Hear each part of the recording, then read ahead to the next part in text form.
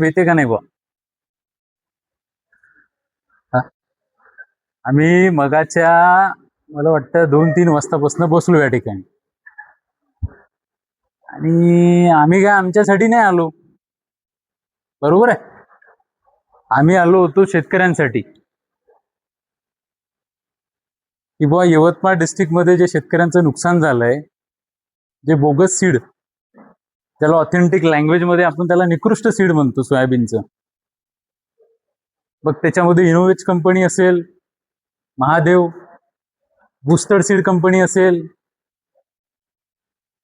ज्याचं हु तू तू हे जे सीड आहे यवतमाळमध्ये साधारणतः कळंब असेल, राळेगाव, मारेगाव, पुसद, दिग्रस, दारवा, नेर अशा या सगळ्या तहसील प्लेसेसमध्ये फक्त आणि फक्त या सगळ्या कंपन्यांचं बोगस सीड, याचं जर्मिनेशन प्रॉपर झालं नाही, त्याची प्युरिटी नाही, क्वालिटी नाही, क्वांटिटी फक्त 25 kg ची आहे.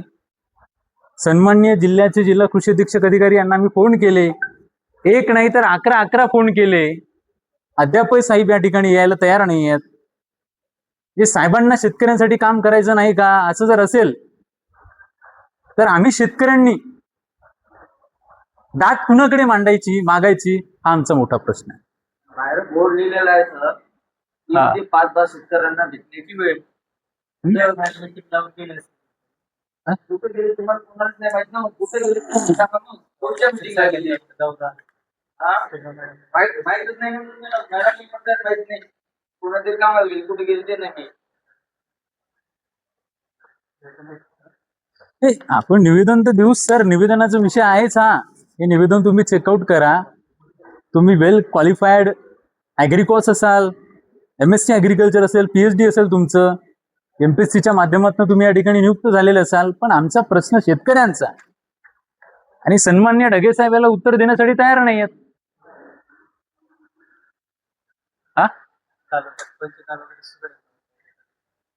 पंचनामे नाही. ढगे साहेब काय बोलले होते आम्हाला की बाबा म्हणे या ठिकाणी जर बोगस सीड अवेलेबल झालं, दिसलं तर तुम्ही आम्हाला सांगा म्हणे. आता निघालं नाही ना शेतकऱ्यांचं, त्याचं काय करायचं? पंचनाम्याचा प्रॉब्लेम असा आहे की तुम्ही म्हणता की शेतकऱ्यांनी कंप्लेंट केली पाहिजे. कंप्लेंट नंतर आम्ही शेतकऱ्याच्या बांधावरती पोहोचू. नेरमध्ये, बाबुळगावमध्ये, दिग्रसमध्ये अनेक शेतकऱ्यांचं कंप्लेंट आहे की ते शेतकरी त्या तालुका कृषी अधिकारी कार्यालयापर्यंत हा फॉर्म घेऊन पोहोचू शकत नाहीत. कुठलाही फॉर्म, तक्रारीचा फॉर्म, निवेदनाचं सोडा. तक्रारी देणे एवढी टाइम तरी आहे का हो शेतकऱ्यांजवळ?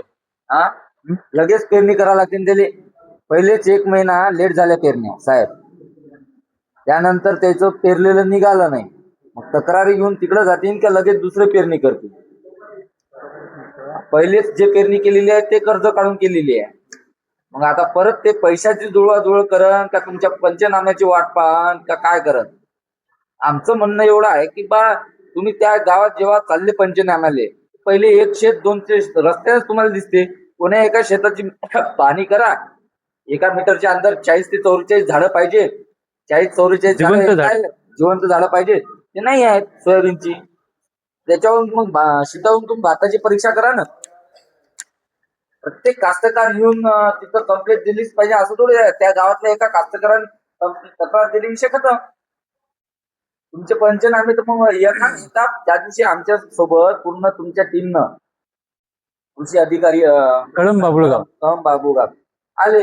एका शेताच्या पंचनाम्यासाठी त्याले 4 दिवस लागते, दिवस लागते.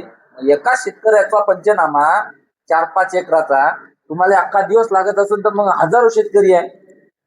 मग पुढच्या वर्षी पंचनामे, त्याच्या पुढच्या वर्षी पैसे, तोपर्यंत मरते शेतकरी. हेच तर व्यवस्था बदलायची. शेतकऱ्याची थट्टा लावण्याचं काम या यवतमाळच्या जिल्हा कृषी अधीक्षक कार्यालयाला लावलाय आणि म्हणून शेतकरी चळवळीच्या वतीनं मी माझे सहकारी या ठिकाणी जाहीर निषेध करतो.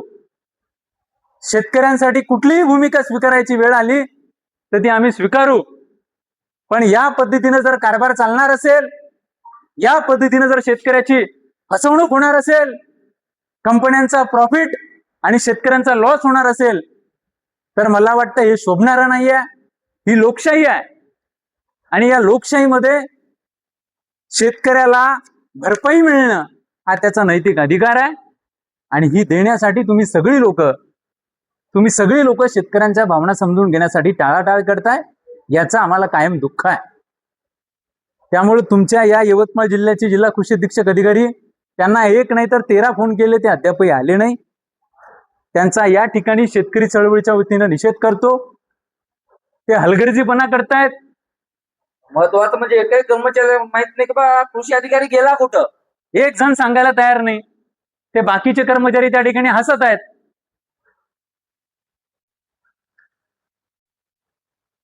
अरे सिरियसनेस आहे का काही शेतकऱ्यांबद्दल? डिपार्टमेंट दाखव दादा. शेतकऱ्यांबद्दल काही सिरियसनेस आहे का? डिपार्टमेंट मधल्या कर्मचाऱ्यांना काही सिरियसनेस आहे का? आणि नसेल तर ते सांगा. आम्ही येत नाही, आम्ही त्रास देत नाही. आम्ही आमच्या वेदना मांडायच्या पुन्हा, बरोबर आहे. मांडायच्या पुन्हा, आमचे प्रश्न न्यायचे पुन्हा.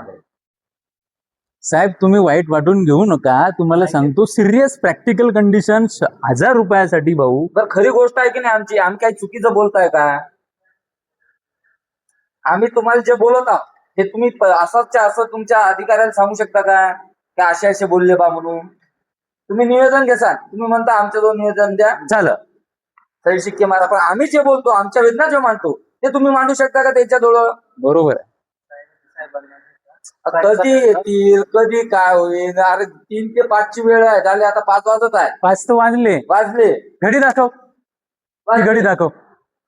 मग त्याला जे काम करायचे आहे ते मग 3 चे करून घ्यायचे ना. कुठं फील्ड करायचे, काय करायचं? वेळ काय लिहून ठेवलेला आहे 3 ते 5 या म्हणून. बाबा काय विषय तुमचा? इकडे या. काय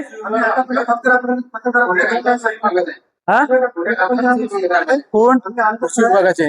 काऊन आमचा खूप मोठा गंभीर प्रकार आहे. आजच जीव होते तुम्ही स्वतः. काय झालं? काय तुम्ही सविस्तर सांगा. सांगतो साहेब सविस्तर. 5 मिनिटं तरी लागते कमीत कमी. अर्धा घंटा लागू द्या. पहिले आम्ही 26/6/2026 ला बेटीगडा कृषी सेवा केंद्रातून विगोर कंपनीचे मालविका बियाणे घेतले व 27/6/2026 ला मी सांगतो बरोबर, मला माहिती आहे. मी शेतकरी स्वतः. 27/6/2026 ला शेतात पेरणी केली व ते बियाणे निघाले नाही. 15 ते 20% शेतात निघाले आमच्या अंदाजानुसार व आमच्या अनुभवानुसार शेतकऱ्याच्या. त्या कारणाने आम्ही मान्य तालुका पहिले आम्ही मेटीगडा कृषी सेवा केंद्रामध्ये गेलो, याबद्दलची माहिती दिली. त्याच्या दुकानामध्ये गिरायक होते 5-6. मी म्हणलं कृषी सेवा केंद्रवाल्याला, पथक कोण आहे तुम्हाला सह्या मारणार ते सांगा. थांबा 1 मिनिट साहेब, थोडं पूर्ण सांगू द्या. तुमच्या लक्षात येणार नाही सर, मोठा घटना. तर मी पहिले मेटीगडा कृषी सेवा केंद्रावाले सांगितलं, साहेब हे बियाणे निघालं नाही. तर म्हणजे तुम्ही आधी बी टाकून करून नाही पाहिलं घरी, असं काऊन नाही करून पाहिलं, तसं काऊन नाही करून पाहिलं. मी म्हणलं साहेब हे 70% तुमचं थैल्यात लिहून राहते, ते कशासाठी राहते? 70% जजमेंटेशन कशासाठी राहते? मग शेतकऱ्यांना टाकून पाहतं तर मग 70% जजमेंटेशन लिहू नका. असंच थैलं खुल्या बाजारात बियाणं उपलब्ध करून द्या, जे काही भाव येईल ते. त्याच्यावर त्यांनी मग चुपचाप राहिला. मग मी म्हणलं तुमच्या जणांचा सहकार्य नसेल होत तर बियाणे कंपनीचा प्रतिनिधीचा नंबर द्या किंवा तुम्ही बोलणं करा त्याच्यासोबत आणि आम्हाला सांगा त्याचं म्हणणं काय आहे. त्यानुसार आम्ही पुढील काहीतरी करू शकतो कारवाई. तर त्याने नाही, मी तुमचे गिरायक आहे तर अर्धा 1 तास थांबतो म्हणून मी बाजूला. नाही, माझ्या दुकानात अजिबात थांबायचं नाही, मी काही करणार नाही, इथं काही थांबायचं नाही शेतात दुकानात.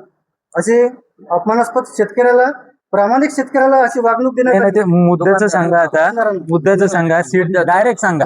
आणि मग आम्ही तालुका कृषी अधिकारी साहेब मध्ये तक्रार केली आहे. सोबतची मालविका विगोरची. तर तिथचे पथक कृषी साहेब आणि ते तुझे दुसरे अधिकारी आले आडे साहेब पाहणीसाठी. त्याने झाडांना मोजले, मीटरचं अंतर नाही काढलं, पद्धत कोणतीच वापरली नाही. आणि फक्त पाऊस आहे आपण घरी गेल्यावर पंचनामा करू, पाणी चालू आहे करू. आम्हाला सर्व समजते, पण त्याचं आम्ही ऐकून घेऊन हो म्हणून ठीक आहे करून आम्ही त्याच्या मार्गदर्शनानं विचारणा केली. साहेब आता तुमच्या समोर आहे. तुम्ही मार्क काढा. आमच्या शेतात जर 100% उगवून असेल तर 100% लिहा. याच्याबद्दल आमचा आक्षेप नाही, पण तुम्ही मोजणी करा शेताची.